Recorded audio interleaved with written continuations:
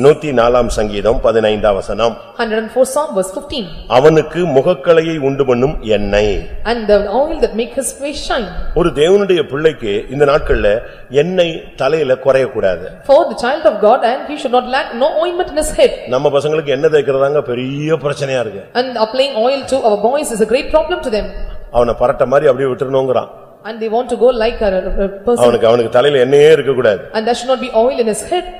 अनेक சகோதரிகள் எண்ணெயை தேய்க்கிறது இல்ல. And many sisters and they are not apply oil. எண்ணெயை ஒழுங்கா தேய்ச்சனா வியாதியே வராது. அதுக்கு தான் எண்ணெயை கர்த்தர் சொல்றாரு உன் தலையில எண்ணெய் என்ன செய்யாத குறையாம வையே. If you apply oil to your head and you will not have any sickness, so the Lord says, let there shall be no lacking of ointment in your head. ஆவிக்குரிய வாழ்க்கையில வந்துட்ட பிறகு உன்னுடைய முகம் எப்பொழுதும் களையா இருக்கும். After coming to the spiritual life, and your face must shine. விளக்குல எண்ணெய் குறையும் பொழுதுதான் அது மங்கி எரியும். When the oil is diminishing in the candle light and it is விளக்குல எண்ணெய் நல்லா இருந்தா என்ன செய்யும்? விளக்கு பிரகாசமா எரியும். If the oil is more in the candle and it will bright very shining. அபிஷேகம் குறைஞ்ச விசுவாசி தான் தலைக்கு எண்ணெய் தேய்க்க மாட்டான். And the believer they that are lacking in anointing and they apply not oil. இந்த எண்ணெய் குறையாததனுடைய ஆவிக்குரிய அர்த்தம் நான் பேசி முடிக்கிறேன். I want to end up by telling the spiritual matter and lacking in no oil. சங்கீதக்காரன் சொல்றான் என் தலையை எண்ணெயினால் அபிஷேகம் பண்ணுகிறார் என் பாத்திரம் நிரம்பி வழிகிறது. And psalmist say that and he was anointing my head with oil and my cup overfloweth.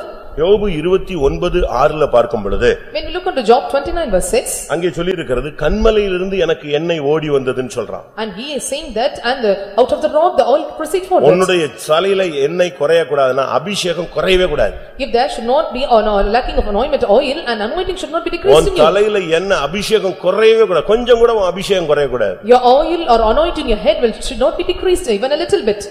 எப்பொழுதும் உனக்குள்ள எண்ணெய் இருந்துகிட்டே இருக்கணும். And you must have oil in you always. உனக்குள்ள ஒண்ணுமே இல்லையா எண்ணெய் இருக்கணும். If there is nothing in you there must be oil in you. ஒரு தீர்க்கதரிசி செத்து போயிட்டான். A prophet died. அவனுக்கு மனைவி இருந்துச்சு 2 பிள்ளைங்க இருந்தாங்க. He had wife and 2 children. But கடன் வாங்கி செத்து போயிட்டான். But he got debt and he was died. இப்ப கடன் கொடுத்தவன் அடக்காரதனை முடிஞ்ச உடனே 2 பிள்ளைகளை அடிமையாக்க வந்தான். And he who gave the debts and he came to make him the slave with 2 children. அவ தீர்க்கதரிசிட்ட ஓடுறா. And he was running toward the prophet. அப்ப தீர்க்கதரிசி கேட்டான்.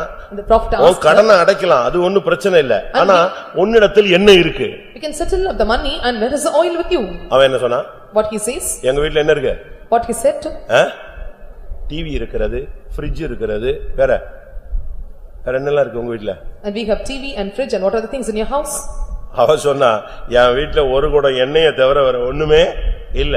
தீர்க்கதரிசி சொன்னா இது போதும் கொண்டு வா நான் பாத்துக்கறேன். And instead of 1 cruse of oil and there was nothing left behind. உன் வாழ்க்கையில நீ எதை இழந்தாலும் அபிஷேகத்தை இழக்க கூடாது. And whatever you may lose in life but you should not lose your anointing. தேவனுடைய கிருபையை நீ இழந்தற கூடாது. And you should not lose your grace of God. உன்னுடைய பிரதிஷ்டையை நீ விட்டுற கூடாது. You should not leave your consecration. உன்னுடைய பரிசுத்தத்தை நீ இழந்தற கூடாது. You should not leave your holiness. ஒரு குடம் எண்ணெயாவது ஒரு குறிக்கப்பட்ட அளவு அபிஷேகமாவது உனக்குள் எப்பொழுதும் இருந்து கொண்டே இருக்கணும். At least 1 pot of oil or particular point or level of anointing must be in you all the times. என்ன குறஞ்சிருச்சு உன் வாழ்க்கை முடிஞ்சு போயிருச்சு. When the oil is decreased and your life is over. ஒரு இடத்துல ஒரு பெண்ணிடத்துல ஒரு தீர்க்கதரிசி பேசுறா. அவ சொல்றா ஒரு கலயத்துல என்ன இருக்கு? கொஞ்சோண்டு என்ன இருக்குன்னு சொன்னா. And to a prophet a woman is speaking and we are having the oil in his little. அவன் தீர்க்கதரிசி சொன்னா இனி உன் கலயத்துல என்ன குறையாது எண்ணெய் குறையாதுன்னு சொன்னான். And he was telling that and there should not be lacking of oil in your. அருமையான தேவனுடைய ஜனமே அபிஷேகம் குறையும் பொழுதுதான் நீ கடன் பல பிரச்சனைகள் பல கண்ணிகளுக்குள்ள நீ இழப்புகளுக்குள்ள போகிற. அபிஷேகம் வற்றாததாய் உன் தலையில இருந்தா எண்ணெய் குறையாததாக இருந்தா நீ நிறைவுள்ளவனாய் இருப்பாய். Dear child of God, if you are lacking in anointing and you will go under many kind of problem and debts and you will be entangled in many snares and terrors of the death, but when you are lacking in anointing and there will not be any problems to you. எப்பொல்லாம் எண்ணெய் குறைய கூடாது. And whenever the oil should not be decreased. எப்பொழுதும் உனக்குள்ள எண்ணெய் இருக்கணும். And you must have the oil at all the times. மத்தேயு 6:17 பார்க்கும் பொழுது when we look into Matthew chapter 6 verse 17, நீங்கள் உபவாசிக்கும் பொழுது உங்கள் தலையில எண்ணெயை நீங்கள் பூசிக்கொள்ளுங்க. When you are taking fasting you must apply oil in your head.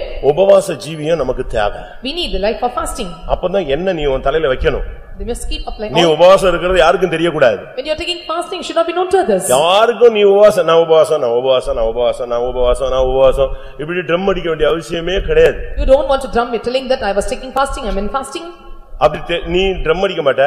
ஆனா அப்படியே இந்த செத்து போன மாதிரி இருப்ப. என்னங்க 3 நாள் உபவாசம் அப்படினா அப்படி சொல்ல கூடாது. You will not tell to others but you but sad countenance you may tell that I am taking 3 days. மத்த நாளை விட அன்னைக்கு தான் எப்படி இருக்கணும்? ஃப்ரெஷ்ஷா இருக்கணும். And compared to other days, and you must be fresh on that particular day. அவன் தலையில என்ன இருக்கணும்? And there must be oil on your head. ஃபுல்லா பிரேயர்ல இருக்கணும். And you must be full prayer. உன்னுடைய உபவாச ஜெபம் எண்ணெயில குறையாததை காண்பிக்கிறது. Your fasting prayer shows that anointing oil is not decreasing.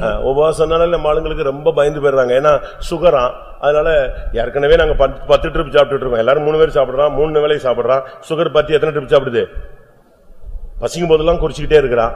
இதுல எப்படி நாங்க உபவாசம் எடுப்பது அப்படிங்கறான். And fasting prayer, and they are getting afraid of fasting prayer because they are diabetic person and they will take 10 times of meal and 3 times they eat and they live like this.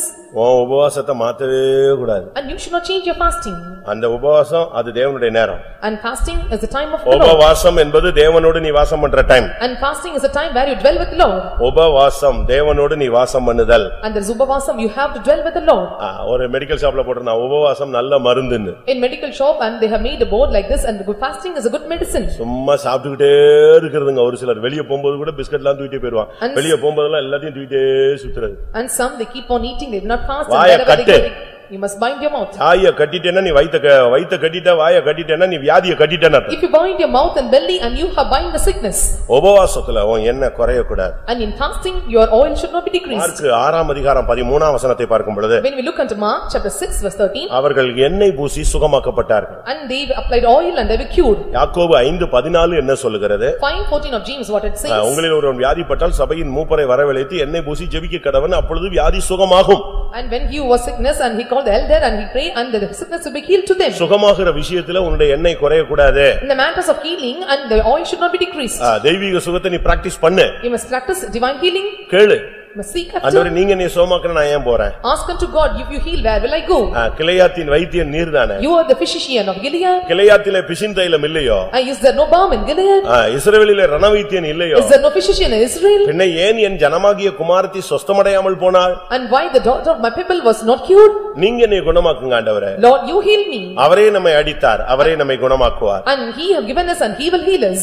நான் உன் வழிகளை பார்த்து குணமாக்குவேன். I look unto your ways and heal you. ஆண்டவர் சொல்றார், நான் உன் வழியை பார்த்து நான் உன்னை குணமாக்குவேன். And the Lord says, I will look unto the ways and I heal you.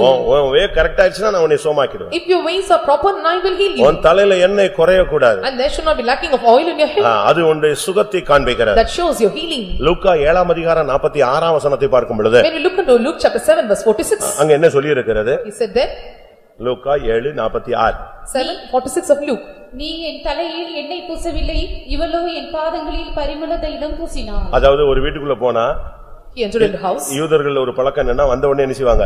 கால் கழுவ தண்ணி கொடுப்பாங்க, தலைக்கு என்ன கொடுப்பாங்க? என்ன கொடுப்பாங்க? The habit of the Jews, when they go to the house, and they will give the water to wash their feet and oil to apply on head. அது கனம் பண்ணுதலை மரியாதை கொடுப்பதை காண்பிக்கிறது. It shows the giving honor and respect. But அந்த பரிசேயன் வந்து இயேசுவுக்கு விருந்து வச்சானே தவிர மரியாதை செலுத்தல. But the Pharisee gave a feast to him, but he did not give respect to him. அவரை கனம் பண்ணல. He did not honor him. தான் வீட்டுக்கு வாங்க சாப்பிட வாங்கன்னு கூட்டி போனான். And he called him to have a feast in his house.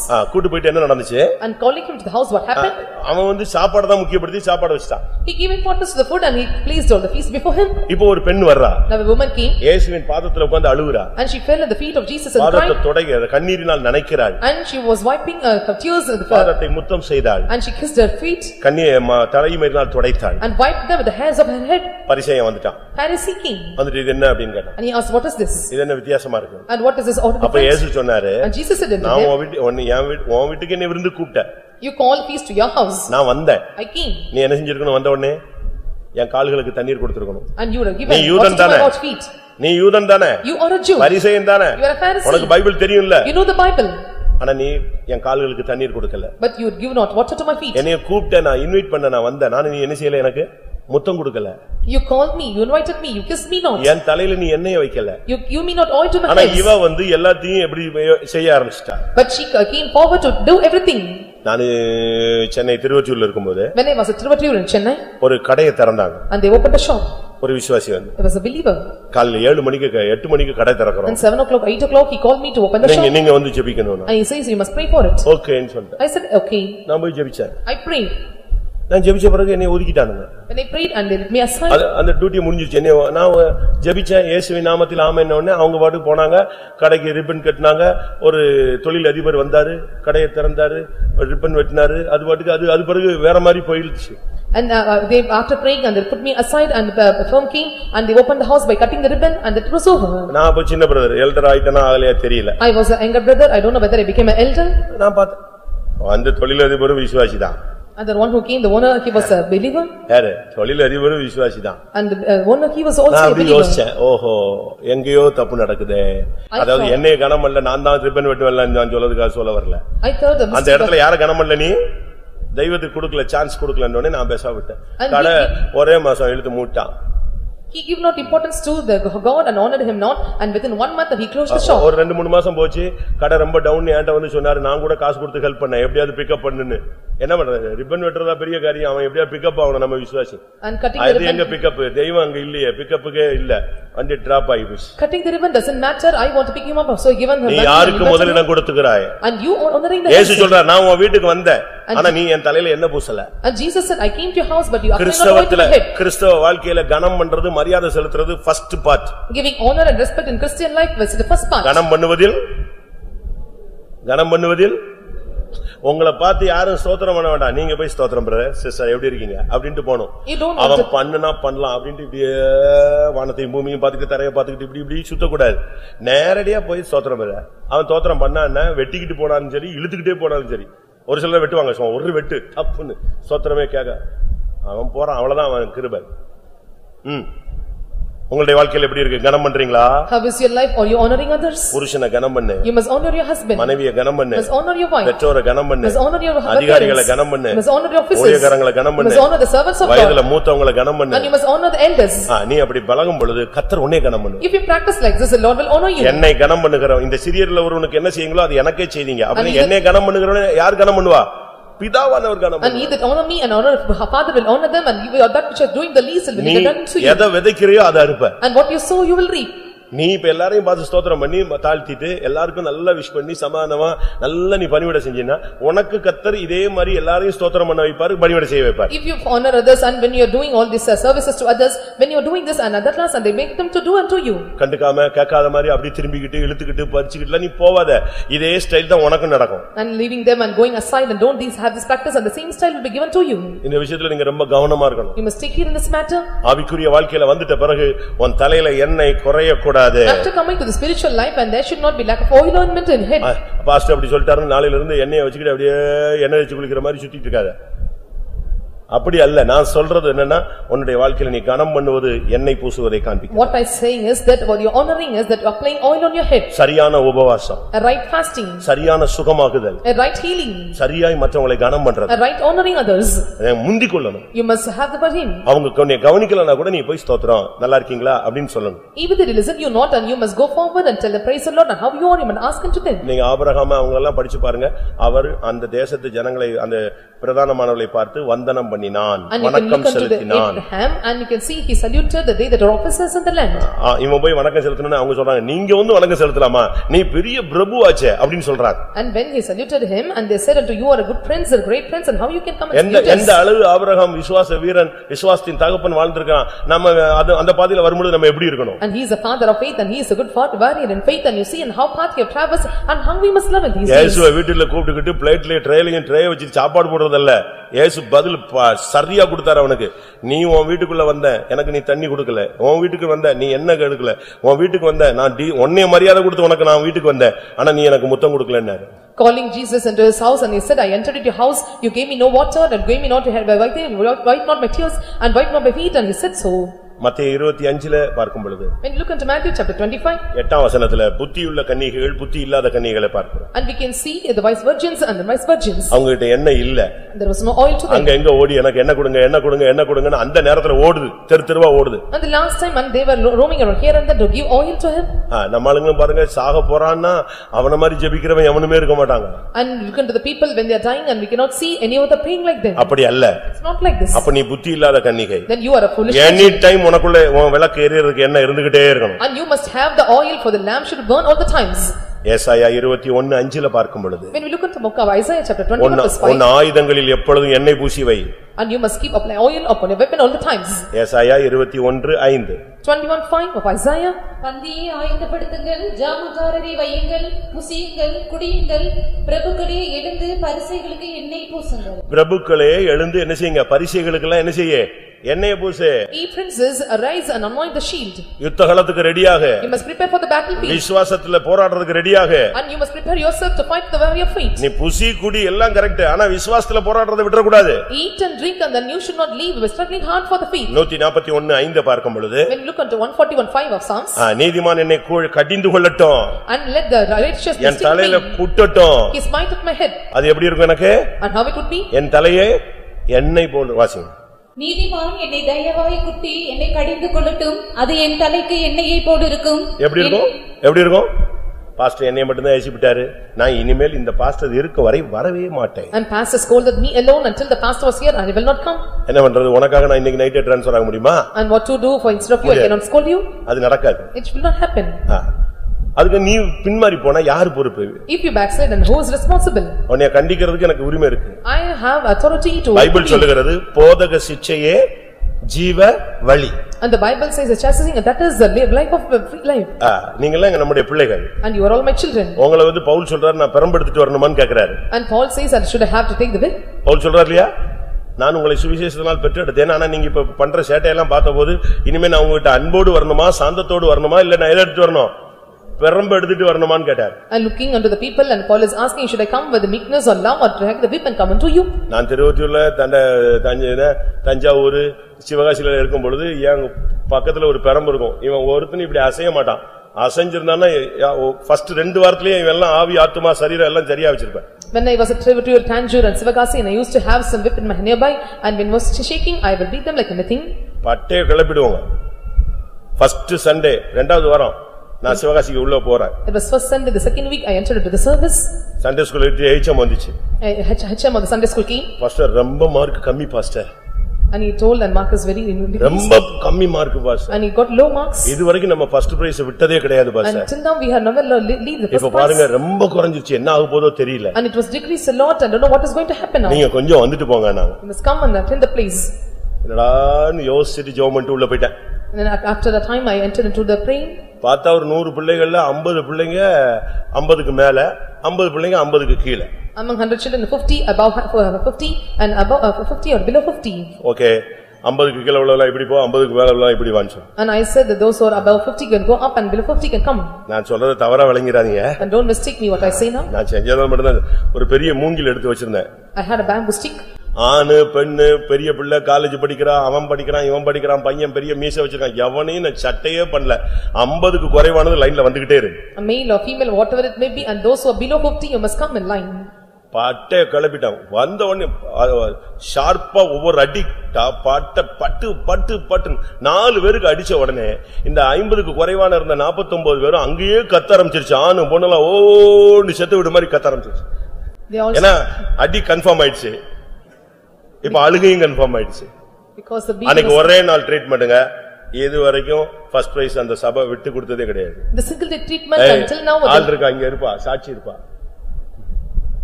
அடி ஒரே நாள் தான். பணக்காரன் ஏழை காலேஜ் யானு பொண்ணு எதையும் பார்க்கல. இப்ப நான் போறதில்லை. இப்ப நான் மறுரூபத்துக்காக வெயிட்டிங்ல இருக்கிறேன். And poor or rich or whatever it may be I beat like anything now I am waiting for the transfiguration. அதனால இந்த சைடே பார்த்தாலே நம்மள எங்கயா குழப்பி விட்டுருவானுங்கன்னு திரும்புறது இல்ல. So I never turn toward that side because they confuse me. அதுதான் head மாஸ்டரையும் டீச்சரையும் பிடிச்சி ஏசிக்கிட்டே இருக்குது. அப்ப சரியில்லை கிளியர் பண்ணணும். So I am scolding headmaster and supervisor. நான் எதுக்கு இத சொல்றேன்னா why I am telling this? அன்னையில இருந்து அந்த பிள்ளைங்க பயத்தோடு 50க்கு கீழ உள்ளவெல்லாம் 80க்கு வந்துட்டான் 80ல நின்னவெல்லாம் 90க்கு போயிட்டான். அதுக்கு பிறகு 98 97 98 97 இதுதான் போட்டி. ஹை ஸ்பீட்ல போயிட்டே இருக்கணும். And they that are below 50 and they started to get 80 above and above 90 and 98 and 99 and they were in that skill level. நீ அடி வாங்குனியா? அடி வாங்குனாலும் இங்க இருக்கு. யாரும் பாக்குறது எல்லாத்தையும் பிடிச்சி சவுட் வாணிக்கு அடிச்சிட்டாங்க. And I never seen anyone I have ஏன்னா நம்ம பிள்ளைங்க because they are our children. அங்க சென்டர்ல சென்டர் பிரைஸ் கொடுப்பாங்க. கொடுக்கும்போது இப்படி பாத்துக்கிட்டே இருப்பான் உட்கார்ந்திருப்பான். பாஸ்டர் ஜோயல் சொல்வாரு இவன் பார்த்து சிரிச்சுக்கிட்டே இருக்கான் அவன் பிள்ளைகளுக்கு மட்டும் கை தட்டுறான் பாருன்னு போட்டி போட்டு அடுத்தடுத்த பிரைஸ் எது வந்துகிட்டே இருக்கும். எனக்கு இன்னொரு சர்ச் உண்டு சாட்சியா வரும், இது விட்டா அது வரும், அது விட்டா இது வரும், அப்படியே பாத்துக்கிட்டே இருப்பாங்க. கடைசியில சொன்னாங்க, எதுக்கு சண்டே ஸ்கூல் சில்ட்ரன்ஸ் கன்வென்ஷனை சென்டர் பைத்தம்ல வைக்கிறீங்க, சிவகாசிலேயே போய் வைங்க, அங்கேதான் பிரைஸே வாங்குறாங்க. போட்டி போடணும், அப்படி முட்டணும். And they must compete in such a way, and they used to tell, and they could conduct the ஒரு நாள் one day. கேரளால ஒரு பழமொழி உண்டுன்னு சொல்லுவாங்க, பிள்ளாருக்கு ராவுல கொடுக்க வேண்டியதை கொடுத்துட்டா அன்னைக்கு ஃபுல்லா நல்லா இருப்பான். அதாவது காலையில எந்திரிச்ச உடனே போட்டு பட்ட பட்டன்னு அடிக்கிறது, எதுக்கு அடிச்சேன்னே தெரியாது. அவன் ஒன்னும் தப்பு இல்ல, எழும்பிருப்பான். அப்பதான் எழும்பின உடனே அடிச்சிடுறது. அடிச்சிட்டா அன்னைக்கு ஃபுல்லா அந்த அடி ஞாபகத்துல இருக்கும், அவன் தெளிவா இருப்பான். And there is a proverb in Kerala, when they are getting beatings in the morning, they will be clear. நீங்க யாராவது அப்படி பிராக்டீஸ் பண்ணி விடாதீங்க. And don't have this practice in you. இப்ப உள்ள பிள்ளைங்க அப்படி இல்ல. அவங்க அப்பா அடிச்சா ஏன் அடித்தான்னு சொல்லிட்டு அடி. அவன் கேக்குறான், எதுக்கு அடிச்ச? உடனே அவர் சொல்லுங்க, நீ இப்படி செஞ்ச, அதை சொல்ல வேண்டியதானே நீ முதல்ல. இப்படி ஒரு பையன் கேட்டிருக்கான், நான் ஒரு வீட்டுக்கு போன போது இப்படி நடந்தது, பாஸ் இப்படி எதிர்த்துட்டான் அப்படின்னாங்க. என்னன்னு கேட்டேன். அவன் சொன்னான் சும்மா சும்மா அடிச்சுக்கிட்டே இருக்கிறாரு. நான் சொன்னேன், எதுக்கு அடிச்சீங்க? இது சொல்லலாம்ல பாஸ்டர் என்ற முதலியா, இது சொன்னா நான் செய்ய மாட்டேன். சரி, இது தப்புடான்னு சொல்லிருக்கலாம்ல, சொல்லாமலே எப்ப பார்த்தாலும் டப்பு டப்பு எதுக்கு எடுத்தாலும் அடிச்சுக்கிட்டே இருக்காரு. இப்படியும் ஒரு சந்ததி புதுசா சபைக்குள்ள என்ன செய்யுது, வருது. And such generations are coming new in this church. கண்டிப்பு அவசியம். And reproving is so needed. கண்டிப்பு இல்லன்னு சொல்ற, கண்டிப்பு உன் தலையில ஒரு அபிஷேகம் மாதிரி இருக்கும். The reproving is like an anointing in your head. நீதிமான் என்னை குட்டட்டும், அது என் தலைக்கு எப்படி இருக்கும், எண்ணெய் போல இருக்கும். Let the righteous smite at my head, and it be like an oil in my head. உன்னை கண்டிக்கறாங்க அப்படினா உன்னை நேசிக்கறாங்கன்னு அர்த்தம். If they are reproving you, they are loving you. தகப்பன் சிட்சியாத புத்திரன் உண்டோ? Is there a son that chasteneth? தகப்பன் உன்னை சிட்சிக்காவிட்டால் நீ யாரு? நீ அடுத்த ஆள் பிள்ளை. அதனால தான் அவன் உன்னை கண்ட்ரோல் பண்ண மாட்டேங்கறான். If the father is not chastening you, then you are the person of the other mad person, so he is not chastising you. கர்த்தருடைய பரிசுத்த நாமத்துக்கு மகிமை உண்டாவதாக. May the God's holy name be glorified.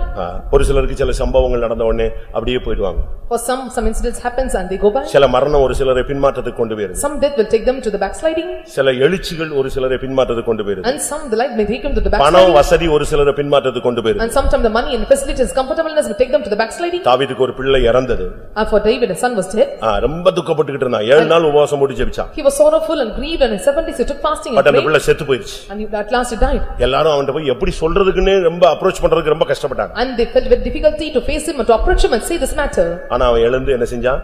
எண்ணெய் பூசி பரப்பிட்டான். He rose up and applied oil and he departed. துக்கத்திலேயே நீ மூழ்க கூடாது, அபிஷேகத்திலே நீ எழும்பணும். In midst of the sorrowful and you should not be sink in it, and you must. 2 Samuel 12:20 இது சொல்லப்பட்டிருக்கிறது. And 12:17 of 2 Samuel it is. அவன் எழுந்து துக்க வஸ்திரங்கள் எல்லாம் கழட்டி போட்டு அவன் எண்ணெயை பூசி கொண்டு வெளியே வந்து விட்டான். He rose up and put away the garments of the sorrowful and came out and with oil. கர்த்தருடைய பரிசுத்த நாமத்துக்கு மகிமை May the உண்டாவதாக. God's holy name be glorified. இன்றைக்கு கர்த்தர் உன்னோடு பேசுகிற, நம்மோடு சபையோடு பேசுகிற வார்த்தை, என் பிள்ளைகளே உங்களுடைய வஸ்திரம் எப்பொழுது வெண்மையாய் இருக்க கடவது. Today the Lord's word, the Lord speaking to us and the servants of God, the believers of the church, is that let there be no oil at the head. உன்னுடைய தலையில எண்ணெய் குறையாததா இருப்பதாக. And let there be no oil of hell in the head. வஸ்திரம் வெண்மையா இருந்தால் நீ ஜெயஜீவியம் செய்வாய். If your garments is white as pure, and you will live the overcoming life. அபிஷேகம் நிறைவா இருந்தால் உனக்கு எக்கால சத்தம் கேட்கும். And if there is fullness of anointing, and you can hear the voice of the trumpet. வஸ்திரம் வெண்மையா இருக்கும் பொழுது நீ மறுரூபமாவாய். When your garments are white, and you will be transfigured. உன் தலையில எண்ணெய் குறையாது இருக்கும் பொழுது நீ எடுத்துக்கொள்ளப்படுவாய். And when there is no lacking in oil in your head, and you will be taken up. எத்தனை பேருக்கு எடுத்துக்கொள்ளப்படுதல் வேணும்? How many want this taking? எத்தனை பேர் எக்கால சத்தத்தை கேட்க விரும்புகிறீர்கள்? How many are desire to hear the trumpet? எத்தனை பேர் மறுரூபத்தை வாஞ்சிக்கிறீர்கள்? How many are desiring the transfiguration? எத்தனை பேர் ஜெயம் கொள்ள வாஞ்சிக்கிறீர்கள்? How many are desiring to overcome? ஒரு விசை கண்களை மூடி முழங்கால் படியிடுவோம். Once let us all close our eyes and bend our knees. இந்த காலை வேளை கர்த்தர் உன்னோடு பேசுகிறார். In this morning time the Lord is dealing with you. என் மகளே உன் வஸ்திரங்கள் எப்பொழுது வெண்மையாய் இருப்பதாக. My son, my daughter, let your garments be white always. என் மகளே உன் தலையில் எண்ணெய் குறையாததா இருப்பதாக. My son, my daughter, let there be no ointment lacking in your head. வஸ்திரம் வெண்மையாய் இருக்கிறவனையும் எண்ணெய் குறையாதவனையும் தான் அவர் எடுத்துக்கொள்ள முடியும். And they the garments that are white, and they that look no ointment head, they can be taken up. ஜெயங்கொள்ளுகிறவன் எவனோ அவன் என்னோடு கூட என்னுடைய சிங்காசனத்தில் உட்காரும்படி அவனுக்கு அருள் செய்யப்படும். He that overcometh, and I will be given to him to sit on my throne. ஒரு 2-3 நிமிடம் கர்த்தருடைய கரத்துல நாம் சமர்ப்பிப்போம். 2 or 3 minutes let us surrender the hands of the Lord. இந்த மெசேஜ்ல உங்களுக்கு டச்சிங் ஆனத கர்த்தருடைய சமூகத்துல வச்சு போராடுங்க. The words that touched you, you must keep in the presence of God. You must struggle and strive hard. எல்லாரும் முடிந்தா முழங்கால் போட முடிஞ்சவங்க எல்லாரும் worship பண்ணுங்க. They that are able to stand on knees, you stand on knees and worship him. ஒரு அபிஷேகம். And one anointing. சாதாரண அபிஷேகம் அல்ல. And not an ordinary anointing. சரியான ஒரு அபிஷேகம் வரணும். A right anointing must come down. எப்படிப்பட்ட அபிஷேகம்? What kind of anointing? இதுவரைக்கும் உன் தலையில எண்ணெய் இல்லாம இருக்கலாம். இன்னையில இருந்து இனிமே எண்ணெய் குறையவே கூடாது. Until now you may not have oil in your head, but till now you should not be lacking in oil. இதுவரைக்கும் நீ கலர்ஃபுல்லா இருப்ப. இனிமே white and whiteல வந்துருவ. Until now you may be colorful, but hereafter you will become in white and white. ஜெயங்கொள்ளுகிறவன் he that overcometh. அவனுக்கு வெண்வஸ்திரம் கொடுக்கப்படும். The white garments shall be given to him. எத்தனை பேருக்கு அப்படிப்பட்ட ஒரு லைஃப் தேவை? How many want such a life? இந்த வசனத்தினுடைய வல்லமை இறங்கணும்னு சொல்றவங்க உங்க கையை உயர்த்துங்க. And they that want the power of the word of God must come down, lift up your hands. நீங்க எந்த நிலவரத்துல இருந்தாலும் கர்த்தர் இந்த வசனத்துக்குரிய ஜீவனை உனக்குள்ள தந்து உன்னை மாற்ற அவருக்கு முடியும். You may be in any kind of state, the Lord is well able to give the life of this word of God and can change you to any state. தேவனுடைய கிருபை உன்னை சந்திக்க போகிறார். The Lord God's grace is going to visit you now. அவருடைய இரக்கங்கள் உன்னை சந்திக்க போகிறார். His mercy is going to visit you now. இன்றைக்கு உன்னுடைய அழுக்கு வஸ்திரங்களை எடுக்க போகிறார். Today he is going to take the filthy garments. உன் துக்க வஸ்திரங்களை எடுக்க போகிறார். He is going to take away the sorrowful garments. உன்னுடைய பழைய வஸ்திரங்களை எடுக்க போகிறார். He is going to remove the old garments. உன் சிறைச்சாலை வஸ்திரங்களை மாற்ற போகிறார். He is going to change the prison garments. உனக்கு சிறந்த வஸ்திரங்களை தர போகிறார். He is going to give the beautiful garments. உனக்கு ரட்சிப்பின் வஸ்திரங்களை தர போகிறார். He is going to give the garments of salvation. அலங்கார வஸ்திரங்களை தர போகிறார். He is going to give you the beautiful garments. ஓ கல்யாண வஸ்திரத்தை தர போகிறார். He is going to give you the wedding O garments. உனக்கு ராஜ வஸ்திரம் தர போகிறார். He is going to give you the royal apparel. நீ சுத்திகரிக்கும் பொழுது, When you sanctify, பொருத்தனையை செலுத்தும் பொழுது, when you see your vows, உன் வார்த்தைகளை கட்டுப்படுத்தும் பொழுது, when you control your words, உன் ஜெப ஜீவியத்தை புதுப்பிக்கும் பொழுது, when you renew your prayer life, தனித்து நீ போராடும் பொழுது, when you stay alone and strive, உன் சிந்தையிலே பரிசுத்தா the holiness in your நீ thoughts, ஜெயாளியாய் மாறுவாய். and you will become a conqueror. உன் தலையிலே அபிஷேகம் குறையாது. And let there be oil by like in head. இன்றைக்கு கர்த்தர் உனக்கு ஒரு அபிஷேகம் தர போகிறார். Today the Lord is going to give you anointing. புது எண்ணெயின் அபிஷேகம். Do you know oil anointing? சத்துருக்கள் வெட்கப்படக்கூடிய அபிஷேகம். For the enemies to be confounded. ஆமென். உன் அபிஷேகம் இனிமேல் குறையாது. And there shall be no lacking of oil நீ anointing in you. ஜெயிப்பாய். You will overcome. நீ மறுரூபம் ஆவாய். You will be transfigured. எக்காலம் உனக்கு கேட்கும். And you will hear the trumpet நீ sound. எடுத்துக்கொள்ளப்படுவாய். You will be taken up. ஹல்லேலூயா.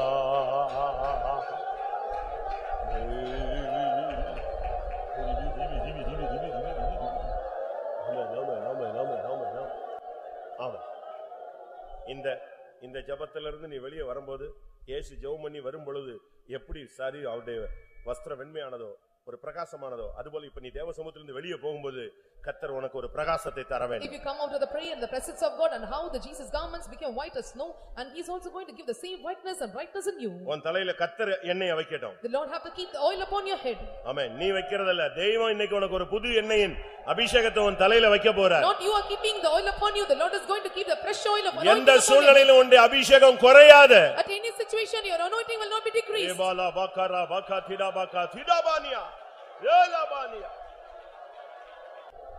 ஹல்லேலூயா ஹல்லேலூயா ஹல்லேலூயா ஹல்லேலூயா. ஆமென் ஆமென் ஆமென் ஆமென் ஆமென் ஆமென் ஆமென் ஹல்லேலூயா ஆமென் ஆமென். தேவனுடைய வார்த்தை பொய் சொல்லாது. The word of God will utter lies not. அவர் உன்னிடத்தில் ஒரு காரியத்தை எதிர்பார்க்கிறார். He is expecting some matter in you. நீ ஜெயிக்க வேண்டும். You must overcome. ஒரு பிள்ளை கொண்டு போய் ஸ்கூல்ல சேர்க்கப்படும் பொழுது அந்த தாய் தான் பிள்ளை நல்லா படிக்கணும்னு யோசிப்பா. When a child is joined the school and mother used to think and he must study well. பரிசு கொடுக்கறாங்கன்னா தான் பிள்ளை வாங்கணும்னு ஆசைப்படுவா. And the things that and she will get all the prizes. அப்படி ஒரு தாய் ஆசைப்படுவா. And the mother desires like அதுபோல this. தெய்வம் ஆசைப்படுறார், என் பிள்ளைகள் ஜெயிக்கணும். And that God is desiring my N child must பிள்ளைங்க overcome. மறுரூபமாகணும். And he must be transformed.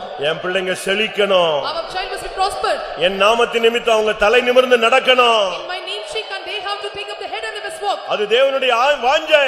And that is the desire of the Lord. உன்னை வாளாக்காமல் தலையாக்குவேன், நீ கீழாகாமல் மேலாவாய். Thou shalt be not weak, and I will weaken now. ஹல்லேலூயா. ரிபாலா பாக்கா திடா பாக்கா திடாபானியா ரெபானா பாரா பாக்கா தராபா. ஆம். ஒரு அபிஷேகத்தோடு முடிக்க போகிறோம். With anointing you are going to end up now. தாவீது சொல்லுகிறார், David says, புது எண்ணெயினால் என் தலையை அவர் அபிஷேகம் பண்ணுகிறார். and he anoint my head with fresh oil. காண்டாமிருகத்தை போல நான் பலன் அடைகிறேன். I want to strengthen me like a unicorn. நான் இப்படி புது எண்ணெயினால் அபிஷேகம் பண்ணப்படும் பொழுது அந்த காண்டாமிருகத்துக்கு ஒத்த பலன் வரும் பொழுது சத்துருக்கள் வெட்கப்படுகிறார்கள். When the fresh oil comes upon me, when I am receiving the strength of the unicorn, my enemies are confounded. இப்ப இந்த கூட்டத்துக்கு வரும்போது உன் சத்துரு உன்னை பார்த்து என்ன யோசிச்சான்? Coming to this meeting and your enemies what they think about you? பரியாசம் பண்ணானா? Did they mock at you? குற்றஞ்சாட்டினானா? Did he accuse you? கேள்வி கேட்டானா? Did he ask question? உன்னை Did அவமானப்படுத்தினானா? he put in shame? உன்னை அற்பமா எண்ணானா? Did he count in a dismal way? இதெல்லாம் நடந்திருக்கும். These all might have happened. சமுதாயத்தில, சபையில, ஜனங்கள் மத்தியில, குடும்பத்தில, பலர் மத்தியில உங்களுக்கு பல போராட்டங்கள் இருக்கும். You may have many problems among the society, among the church and the people in your family. ஆனா இன்னைக்கு கர்த்தர் உனக்கு உன் தலையில எண்ணெய் குறையாமல் ஒரு புது எண்ணெயின் அபிஷேகத்தை தர போகிறார். But today the Lord is going to give you a new and fresh oil, that oil lacks உன் not in you. சத்துருக்கள் வெட்கத்தை அடைவார்கள். And your enemies will be confounded. உன் சத்துருக்களுக்கு வெட்கத்தை உடுத்துவே. விசுவாசித்தால் அது உனக்கு பலிக்கும். If thou shalt believe, it will prosper to you. எத்தனை பேர் விசுவாசிக்கிறீங்க? How many of you believe this? விசுவாசிக்கிற உனக்கு அது பலிக்கும். And they that believe will be prospered. திடாபகரா பக திடாபக திடாபக திடாபா காண்டாமிருகத்தை போல் பெலனியுமே அதுனை போல என்ன துயத்துவே காண்டாமிருகத்தை போல் பெலனியுமே அதுனை போல என்ன துயத்துவே புது எண்ணெயா அபிஷேகம் சத்துருக்கள் விக்கமடைந்திட புது எண்ணெயா அபிஷேகம் சத்துருக்கள் விக்கமடைந்திட கண்டாமிருகத்தை போல் பெலனியுமே அதுனை போல என்ன துயத்துவே கண்டாமிருகத்தை போல் பெலனியுமே அதுனை போல என்ன துயத்துவே புது எண்ணெயா அபிஷேகம் சத்துருக்கள் விக்கமடைந்திட புது எண்ணெயா அபிஷேகம் சத்துருக்கள் விக்கமடைந்திட புது எண்ணெயா அபிஷேகம் சத்துருக்கள் விக்கமடைந்திட புது எண்ணெயா அபிஷேகம் சத்துருக்கள் விக்கமடைந்திட புது எண்ணெயா அபிஷேகம் சத்துருக்கள் விக்கமடைந்திட.